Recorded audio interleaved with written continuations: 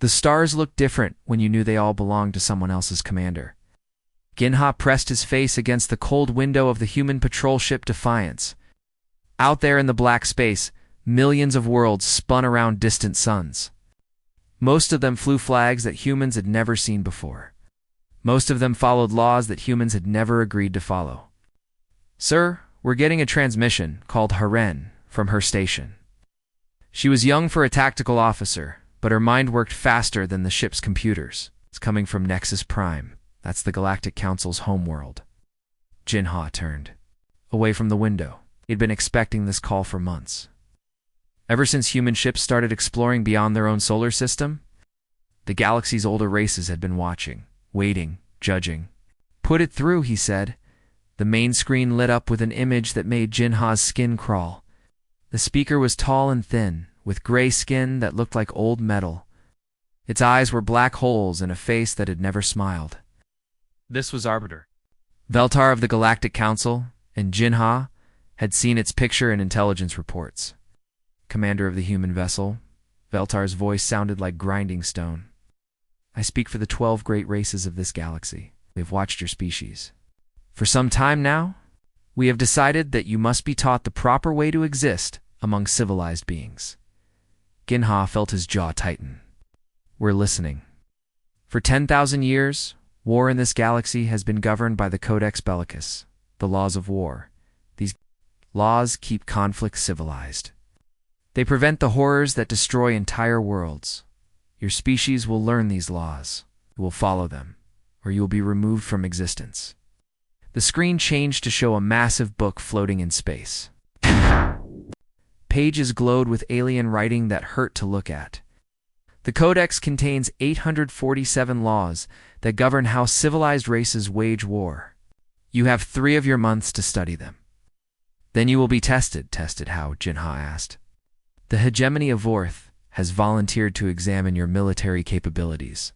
They will attack one of your colonies using only methods approved by the Codex. If you respond with civilized warfare, you will be allowed to join Galactic Society as a junior member.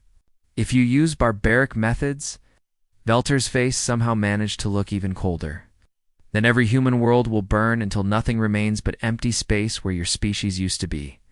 The transmission cut off, leaving Jinha staring at a black screen. "Well," said Haran, after a long moment. "That could have gone better." Ginha walked to the navigation console where Chief Quan was studying star charts. Quan was older than both of them, a veteran who had fought in the Martian independence war 20 years ago. His hands were covered in scars from working on broken ships during battles that humans barely survived. "How long to get back to Earth?" Jinha asked. 2 weeks if we push the engines hard," Quan replied. "But sir, I don't think we should be in a hurry to deliver this news. Let me guess. They want us to fight nice and clean, like gentlemen." Jinha nodded. "They've got laws for everything, probably including how many times we're allowed to shoot at them." Haren pulled up the Codex. On her screen, the alien text slowly translated into human writing as the computer worked through the language files. Her eyes grew wider as she read. "Ow!" "Sir, you need to see this," she said. Law number 15. No biological weapons may be used in warfare. Law 32. Civilian populations may not be targeted or used as military resources. Weapons that cause excessive pain are forbidden. Law 93. Sacred star systems are neutral ground where no fighting may occur. She kept reading, her voice getting quieter. Law 144. Military forces must announce their positions before attacking. Law 212. Surrender must be accepted when properly offered. Law 308. Torture of prisoners is strictly forbidden. Quan laughed, but it wasn't a happy sound. "They want us to line up in neat rows and shoot at each other until someone gives up politely." "It gets worse," Haren continued. Law 417. Nuclear weapons may only be used against military targets. Law 502. Psychological warfare designed to break enemy morale is prohibited. Law 633. Fighting must stop during religious holidays of any species involved in the conflict. Jinha felt something cold settle in his stomach. These weren't just laws, they were chains. The galaxy's older races had spent thousands of years making war safe and predictable. They had rules for everything because they had forgotten what real war looked like. There's more, Haren said. Law 791. No species may develop weapons specifically designed to counter enemy advantages. Law 847. The last one. Any species that violates these laws will face total extinction from all civilized races working together. The bridge was quiet except for the humming of the ship's engines. Jinha looked at his crew, two people who had followed him across the galaxy because they believed humans deserved a place among the stars. Now they were learning that place came with a price. Sir, Quan said slowly, my grandfather fought in World War III. He used to tell me stories about what humans do when someone tries to make them follow rules they don't believe in. What did he say? Jinha asked. He said humans have a talent for finding new ways to break things, especially rules. Orin was still reading through the codex, her fingers moving fast across the screen. Sir, I think I understand what's happening. Here are these laws. They're not meant to make war fair. They're meant to make war predictable. Every species in the galaxy has agreed to fight the same way. They all use the same tactics, the same weapons, the same strategies. So, Jinha asked, so they've forgotten how to adapt. They've been fighting by the same rules for so long that they can't imagine any other way to fight. But humans. She looked up at him with eyes that suddenly seemed much older. Humans have never had the luxury of fighting fair. Jinha walked back to the window and looked out at the stars again. Somewhere out there, an alien race was preparing to attack a human colony. They would follow their precious laws, use their approved weapons, expect humans to do the same. They were about to learn something that every human child knew from the playground. Rules only work if everyone agrees to follow them, and humans had never been very good at following rules they didn't write themselves. Set course for Earth, Jinha ordered. We need to warn everyone. The galaxy wants to teach us how to fight like civilized beings. What are you going to tell them? Haren asked. Jinha smiled, and for the first time since the transmission, it was a real smile. I'm going to tell them that the galaxy just made a very big mistake. They think they can control how humans wage war. They're about to learn that humans don't wage war. He turned back to face his crew. Humans wage extinction. And we've had thousands of years of practice. 3 months later, Captain Quan stood on the walls of New Sol Colony and watched alien ships fall from the sky like metal rain. The Vorth had arrived exactly on schedule, just like their message had promised. 12 massive warships dropped out of hyperspace at the edge of the solar system. They broadcast their intentions on all frequencies, giving the humans 48 hours to prepare for battle. They even sent a list of weapons they would use, in which areas they planned to attack.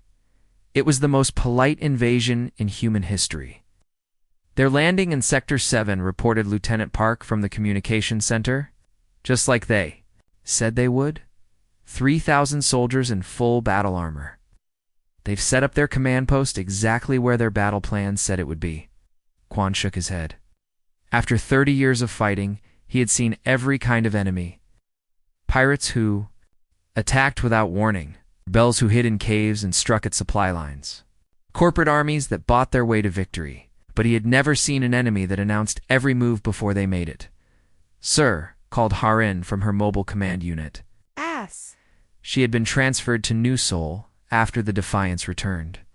To Earth, her job was to turn colonial militia into real soldiers in just 3 months. It should have been impossible. The Vorth commander is requesting a meeting. A meeting? Quan asked. Yes, sir. He wants to discuss the terms of battle before we begin fighting. Something about establishing rules of engagement and agreeing on acceptable casualty limits. Quan looked at the 200 people under his command. They were farmers, miners, teachers, and shop owners who had learned to hold guns in the last 90 days. Half of them were over 50 years old. The rest were barely old enough to vote. None of them looked like soldiers, but they all looked angry. Tell the Vorth commander that humans don't schedule their wars, Quan said. If he wants to talk, he can do it after we're done shooting at each other. The first Vorth attack came at dawn, just like their battle plan had promised.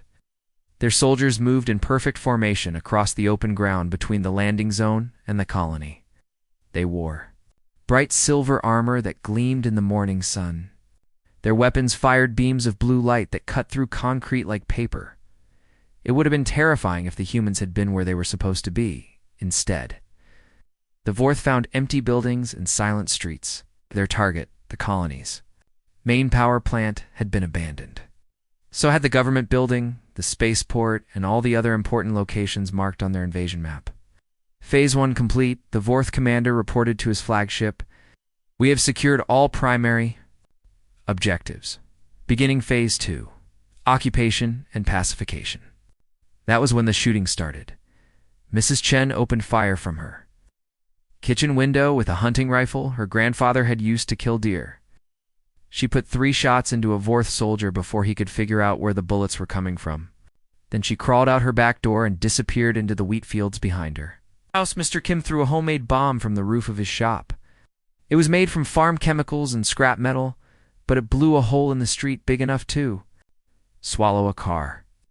2 Vorth soldiers fell into the crater. They were still falling when the landmines at the bottom exploded.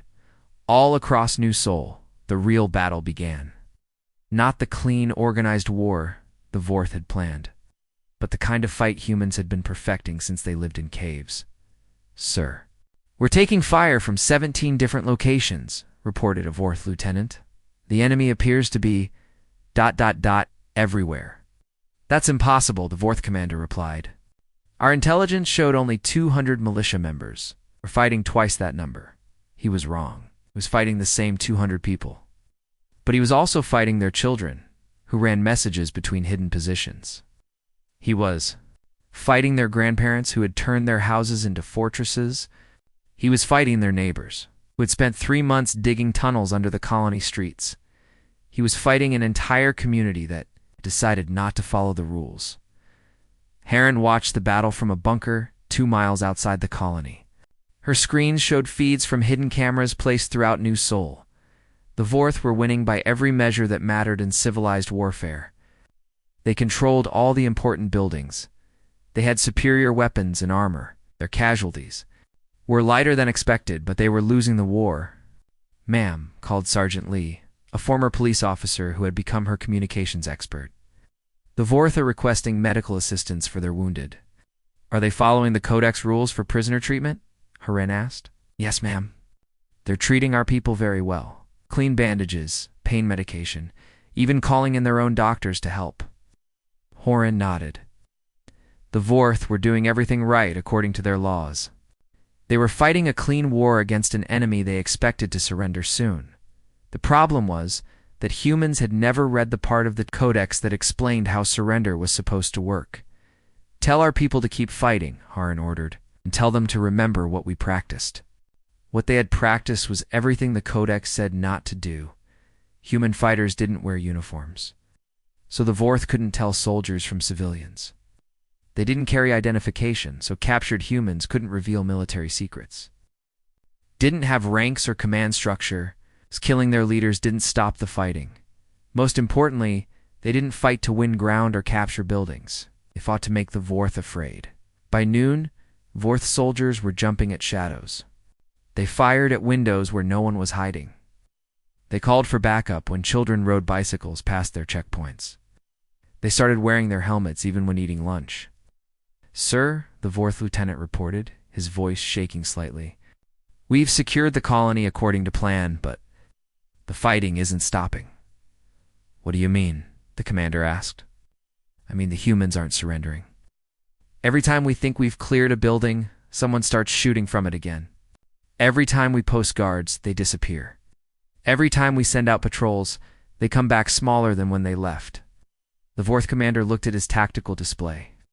Green dots showed his forces controlling every important location in New Seoul. But the red dots representing human resistance seemed to be everywhere at once. "This isn't how warfare is supposed to work," he muttered. Captain Kwan heard those words through a listening device Huron had planted in the Vorth command post. He was hiding in a drainage tunnel 50 feet below the alien commander's boots, surrounded by 20 other humans who smelled like sweat and explosives. "He's right," Kwan whispered to his people. This isn't how warfare is supposed to work. But nobody told the humans that we were supposed to lose. He looked at the faces around him in the tunnel. Teacher Kim, who had been showing children how to read 3 months ago, and now knew 17 ways to kill someone quietly. Farmer Park, who had been growing food and now grew mines in his fields like deadly vegetables. Dr. Lee, who had been healing people and now used his medical knowledge to hurt enemies in ways that wouldn't kill them quickly. None of them looked like soldiers. All of them looked like humans who had been told they couldn't win.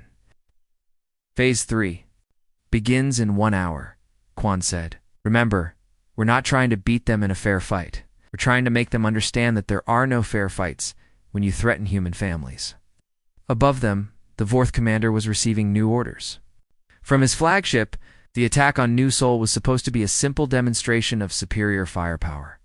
A clean victory that would show humans how civilized warfare was conducted. Instead, it had become something none of the galaxy's armies were trained to handle. A war against people, who fought like their homes were worth dying for. Because two humans, they were. The sun was setting over New Seoul when the first Vorth soldier broke. He had been on guard duty at the captured spaceport when something moved in the shadows. He fired his weapon at empty air, then called for backup. When his squad arrived, they found him crying inside his armor. Ow. They're not fighting like soldiers. He kept saying, they're fighting like ghosts. By midnight, the Vorth had won every battle and lost the war. They controlled New Seoul, but New Seoul was controlling them. Every building was a trap. Every street was a killing ground. Every civilian was a potential enemy. The Vorth commander sent his final report to the flagship. Mission accomplished. Colony secured. Requesting immediate evacuation. Evacuation came the reply. You were supposed to occupy the colony for 6 months to demonstrate Vorth's superiority.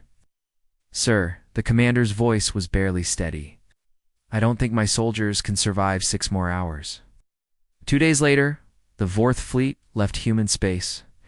They had won the Battle of New Seoul according to every rule in the Codex Bellicus. They had suffered minimal casualties and achieved all their objectives, but they left behind something more dangerous than any human weapon. The knowledge that humans didn't fight wars the way civilized species were supposed to. They fought wars the way humans always had, like their survival depended on making the other side wish they had never started the fight in the first place. And across the galaxy, other alien races were beginning to wonder what that meant for them. Admiral Ginha stood in the war room deep inside Earth's moon and watched 7 different alien fleets move toward human space like hungry sharks. The news from New Seoul had spread faster than anyone expected. Within weeks, every species in the galaxy knew that humans had made the mighty Vorth run away crying. Some aliens were impressed. Others were curious. Most were angry. Show me the numbers again, Jinha said to the holographic display. Hurin's voice came from speakers around the room. She was aboard the command ship Endurance, somewhere in the asteroid belt between Mars and Jupiter. 7 fleets, sir. The Kethmori are bringing 40 ships. The Zephyrians have 60. The Maldaki, the Vrex, the Thalen, the Zarian, and the Borthka are each bringing between 30 and 50 vessels. Ginha did the math in his head. Over 300 alien warships, all heading for the Kepler station system. It was the gateway to human space, a mining colony with 50,000 people and maybe 20 defense ships. What about our forces? Jinha asked. We have 18 combat ships at Kepler, plus whatever Captain Quan can put together from the mining fleet. The colonists have been digging in for 2 months, but Hurin didn't need to finish. Devro in the room knew the odds. 300 alien ships against less than 50 human vessels. Even if every human ship was worth 10 alien ones, they would still be outnumbered 6 to 1. Sir, called Commander Park from the intelligence station, receiving a transmission. From the Alien Alliance, they want to speak with you. The main screen lit up with 7 different alien faces. Jinha recognized most of them from intelligence files. These were the war leaders of the galaxy's most powerful military species. Each one had conquered dozens of worlds. Each one had fought hundreds of battles following the sacred laws of the Codex. Human Admiral spoke Supreme Commander Kethval. Of the Kethmori, His voice sounded like grinding metal. Your species has violated the ancient laws that keep our galaxy civilized. The Council has authorized us to correct this mistake. We're listening, Jinha replied. You will surrender your military forces and submit to re-education. Your colonies will be occupied until you learn proper warfare. Your homeworld will be placed under galactic supervision. In return, we will allow your species to continue existing. Alien leader, General Molthus of the Maldaki, leaned forward. Her scales gleamed under the ship's lights. If you refuse, we will demonstrate what happens when civilized species unite against barbarians. Your defeat at Kepler Station will be complete and final. Looked at the 7 alien commanders. Each one commanded more ships than humanity had ever built. Each one had weapons that could crack planets in half. Each one was certain that this would be an easy victory. I have a counteroffer, Jinha said. Turn your fleets around and go home. Pretend you never heard of humans. In return, I won't show the galaxy what happens when you push us too far. The aliens looked at each other, then burst into what Jinha assumed was laughter. Sounded like breaking glass and grinding stone. Admiral, said Commander Rexenal of the Rex Empire, you have 50 ships. We have 300. You have primitive weapons. We have technologies your species cannot imagine. This is not a war. This is an extermination. You're right, Jinha said with a smile that made the aliens stop laughing. This isn't a war. Wars have rules. What you're about to face is something much worse. Transmission ended, leaving Jinha alone with his thoughts and the weight of his species' survival. 2 weeks later, the Alien Alliance arrived at Kepler Station, expecting to find human ships lined up for battle. Instead, they found empty space and a message broadcasting on all frequencies. Welcome to the Kepler system, came Captain Kwan's voice. We hope you enjoy your stay. Please note that management is not responsible for sudden explosive decompression, unexpected asteroid impacts, or mysterious disappearances of military personnel. Supreme Commander Kethvel studied his tactical display with growing confusion. Where are their ships? Intelligence reported 20 human vessels in this system. Sir, reported his sensor officer, I'm detecting 17 human ships hidden in the asteroid field. They appear to be mining vessels, mining ships. Kethvel's voice rose. They're planning to fight our battle fleet with mining ships. Kethvel didn't understand was that humans had spent the last 2 months turning the entire Kepler system into a weapon. Every asteroid had been hollowed out and filled with explosives. Every piece of space debris had been fitted with thrusters and guidance systems. Every gas cloud had been seeded with mines that would explode when disturbed. The asteroid belt itself had become a minefield larger than most solar systems. Begin the attack, ordered General Molthus. Standard formation. Destroy the human vessels, then proceed to the colony. The alien fleet moved forward in perfect order, their ships arranged in precise geometric patterns that had been used successfully for thousands of years. They advanced with the confidence of predators who had never faced prey that fought back. That confidence lasted exactly 17 minutes. The first surprise came when what the aliens thought was a large asteroid suddenly sprouted engines and accelerated toward the Kethmori flagship at 3 times the speed of sound. The asteroid turned out to be a hollowed-out rock filled with mining explosives and guided by a human pilot who had volunteered for a one-way trip. The explosion took out 2 ships and damaged 5 others. What was that? Demanded Kethvel. Unknown. Weapons, sir, replied his tactical officer. It appears to be a modified asteroid. With his words were cut off as 12 more asteroids lit their engines and began hurtling toward the alien fleet. But these ones weren't aimed at ships. They were aimed at the empty space between ships, where they exploded in brilliant flashes that left the alien sensors temporarily blind. That was when the real attack began. Human ships appeared from hiding, places that shouldn't have existed. They came out of asteroid caves, gas clouds, and the shadows of dead planets. They didn't attack in formation or follow any tactical doctrine the aliens recognized.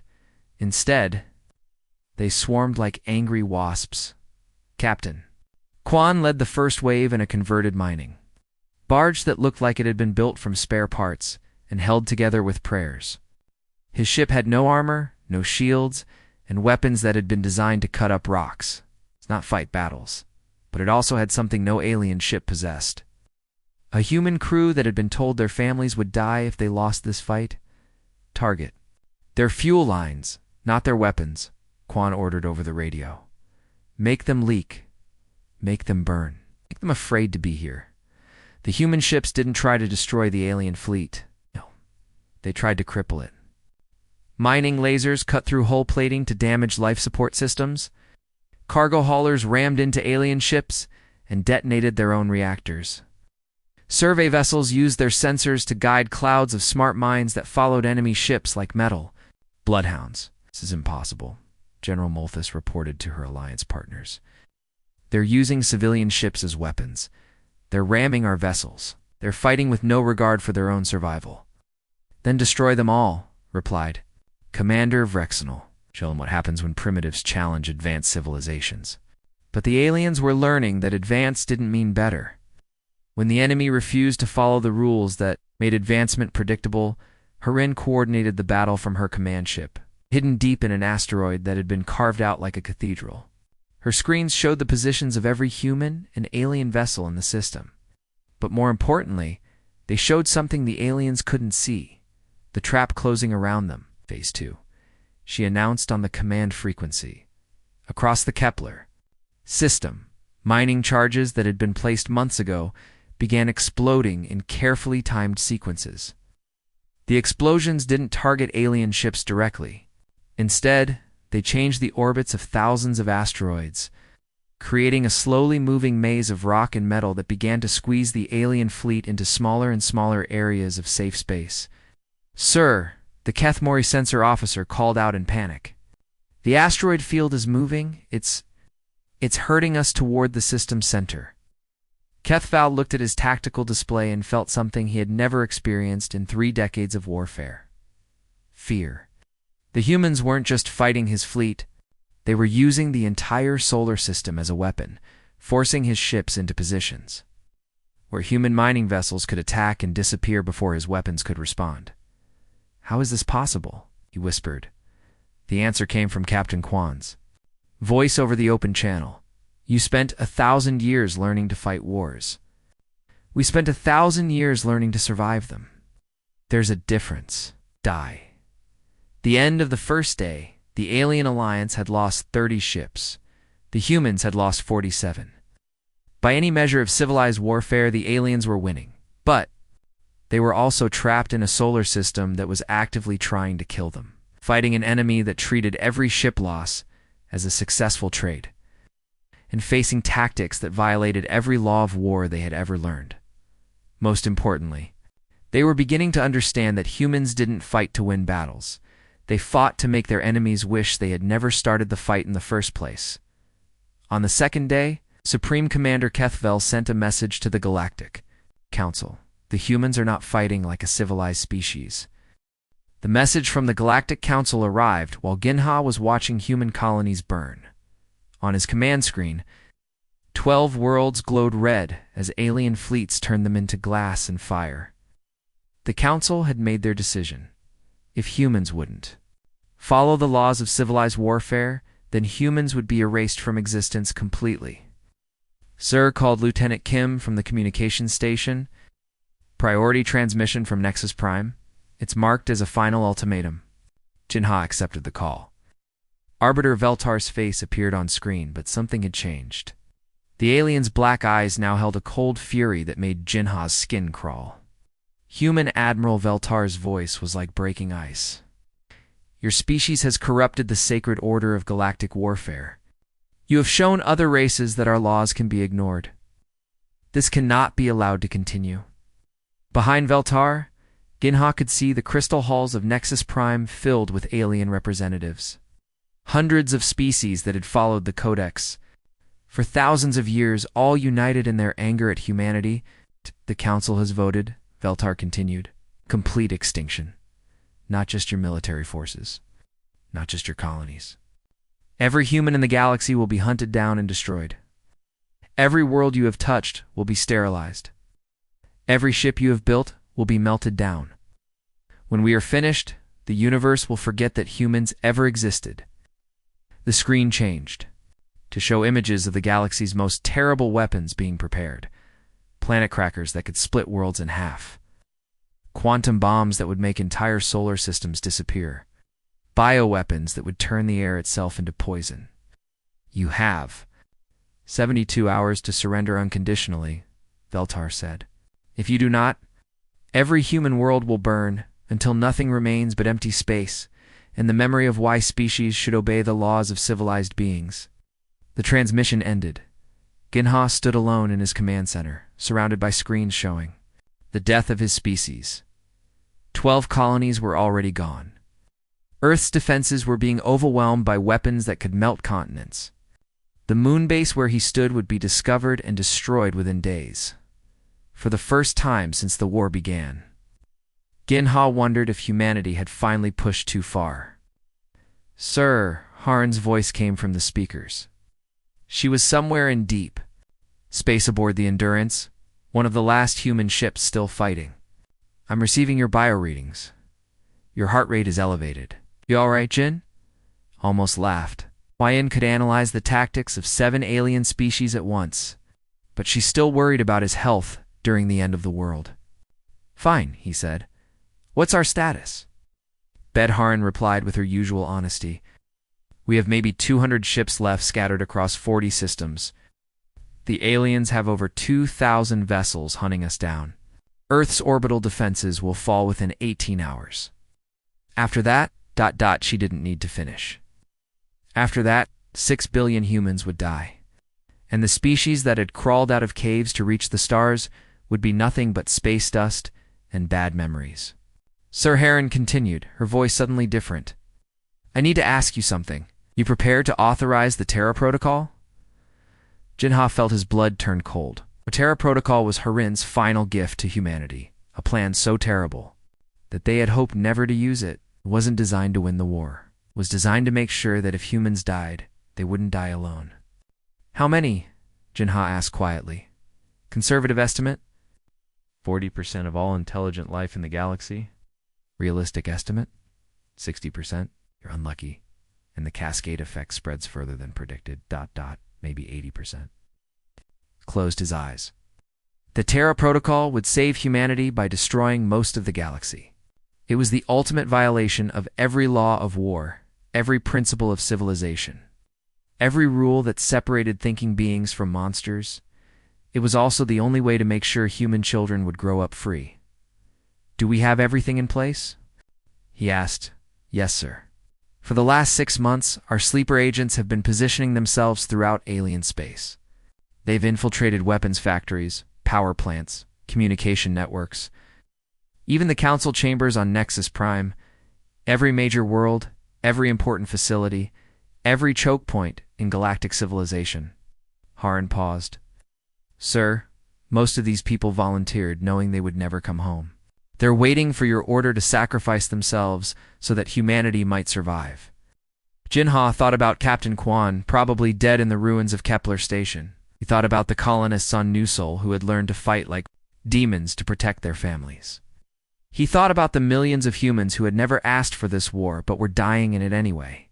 Activate the Terra Protocol, he said. Across the galaxy, humans who had been living quiet lives as merchants, students, workers, and refugees received a simple message. Remember, Earth. On the industrial world of Mordok, Engineer Park Jinsu had spent 3 years working in the planet's main antimatter production facility. His alien co-workers thought he was a brilliant but quiet human who just wanted to make a living. They didn't know he had been slowly modifying the safety systems, preparing for this moment. When Park received the message, he calmly walked to his workstation and entered a code that Harin had given him years ago. The antimatter containment fields began to fluctuate in a pattern that looked like random system failures. 5 minutes later, the largest antimatter explosion in galactic history turned Mordok into a new star. On the military world of Thekvar, Dr. Lee Hajin had been treating alien soldiers for 2 years. He was known as a skilled physician who saved lives without asking questions about species or politics. None of his patients suspected that he had been introducing microscopic nanobots into their medical treatment, nanobots that would remain dormant until activated. When Lee received his orders, he activated every nanobot at once. Within hours, the entire HFY military command was dead from what appeared to be a rare alien disease. The planet's defenses collapsed just as human strike teams emerged from hiding to seize control of the orbital weapons platforms on Nexus. Prime itself, librarian Kim Soo-jin had spent 4 years working in the Council's vast information archives. She was considered a model citizen, quiet, helpful, and fascinated by galactic history.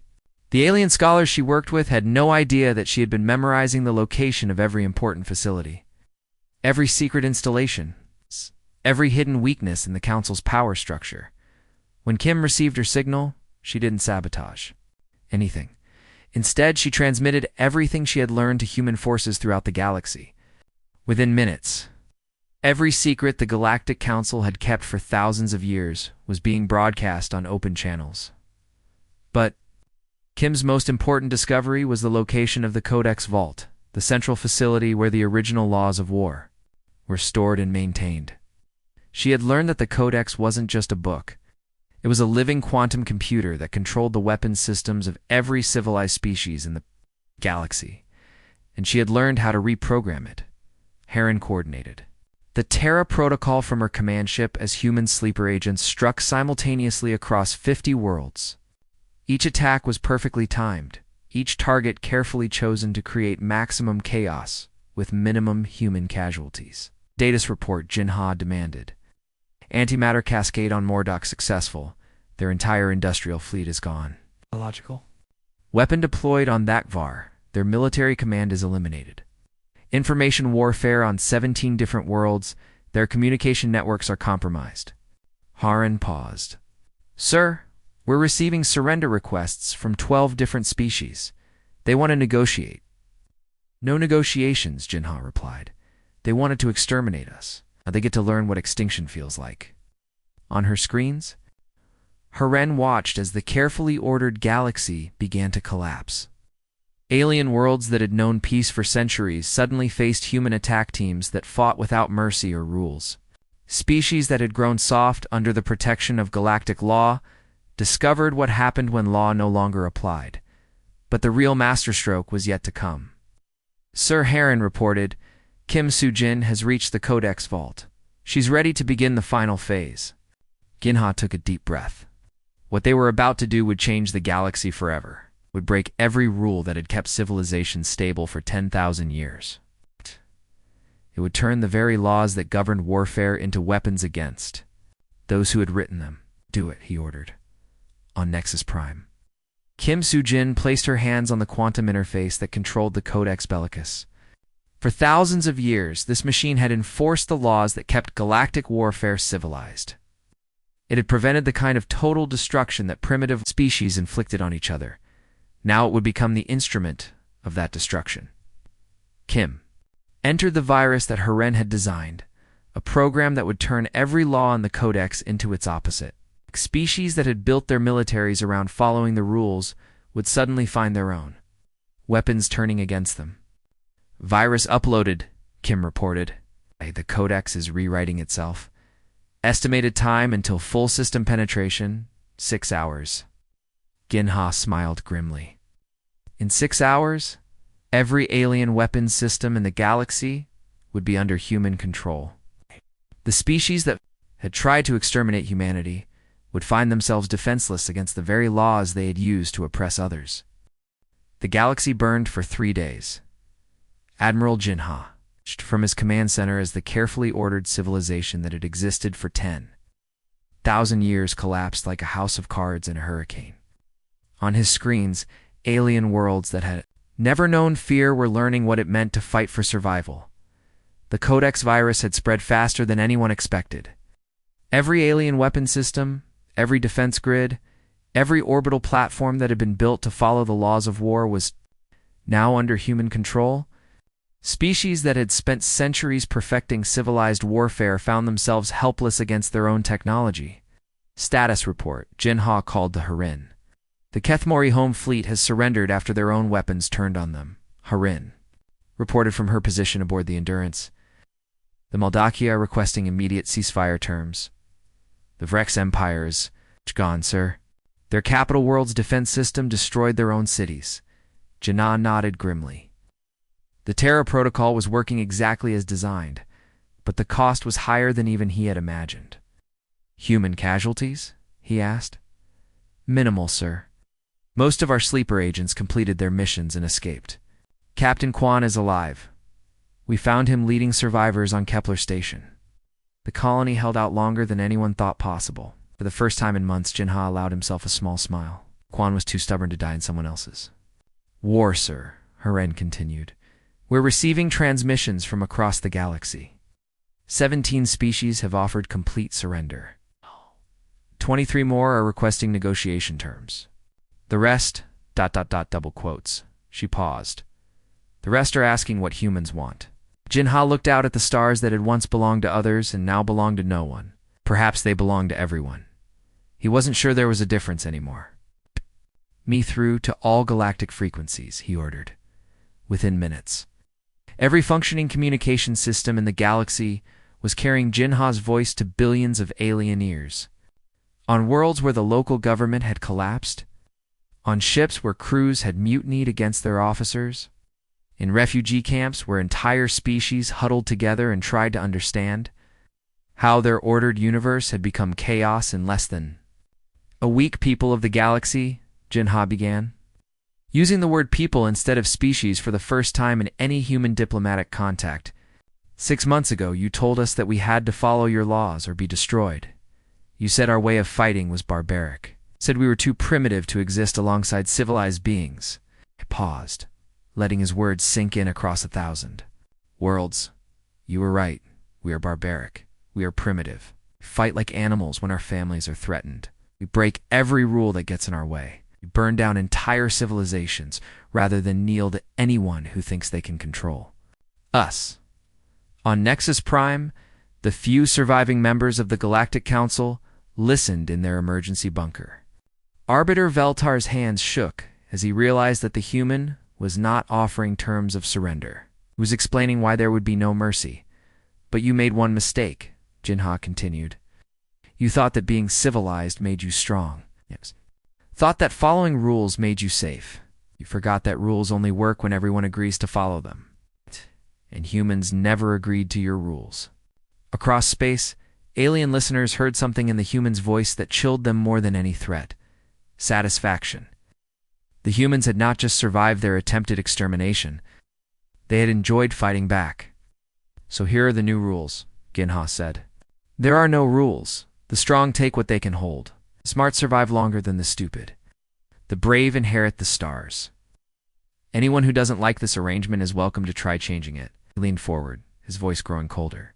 But remember what happened when you tried to exterminate us. Remember what happened when you thought humans would quietly disappear because you wrote some laws that said we should. Remember that we turned your own weapons against you and made your most civilized worlds burn.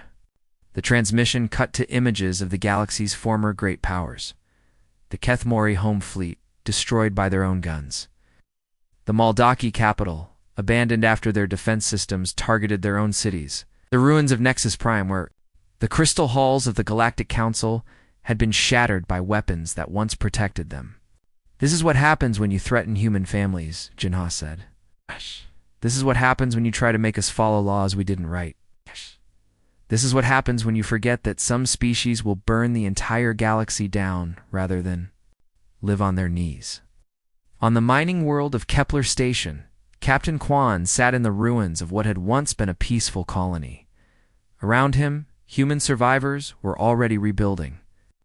But they weren't rebuilding the same kind of place that had existed before the war. This new Kepler Station had weapons built into every building. Every civilian knew how to fight. Every child learned tactics along with reading and math. It was a human settlement designed by people who had learned that peace was something you had to be strong enough to enforce. Captain called Sergeant Park, the former teacher who now served as Quan's second-in-command. We're getting reports from other colonies. They're all fortifying, all training their people for combat. It's like the entire human species has decided that we're never going to be victims again. Quan nodded. Good, the galaxy wanted to teach us about civilized warfare. Instead, we taught them about human warfare. Now everyone knows what happens when you pick a fight with the species that survive by being too stubborn to die. Back on. Her command ship, Harin, was coordinating the new reality that humans had created. Her screen showed a galaxy in chaos, but it was the kind of chaos that humans understood. No more ancient laws governing how species could fight. No more councils deciding who deserved to exist. It's just the simple rules that had governed life since the beginning of time. Adapt or die, fight or surrender, win or lose. Sir, she reported. To Jinha, we're receiving a message from Earth. The alien fleets that were attacking our home world have retreated. The planet is secure? Casualties, Jin? Asked. Heavy but manageable. The important thing is that Earth survived. Humanity survived. And now we get to decide what comes next. Ginha looked at the tactical display showing human ships scattered. Across the galaxy, they were no longer just defending their few colonies. They were exploring, claiming, expanding into territory that had been abandoned when alien governments collapsed. What do you think comes next? He asked Harin. I think we keep doing what humans have always done, she replied. We explore new worlds, we build new homes. We have children who grow up stronger than we were. The only difference is that now, when someone tries to stop us, they know what the consequences will be.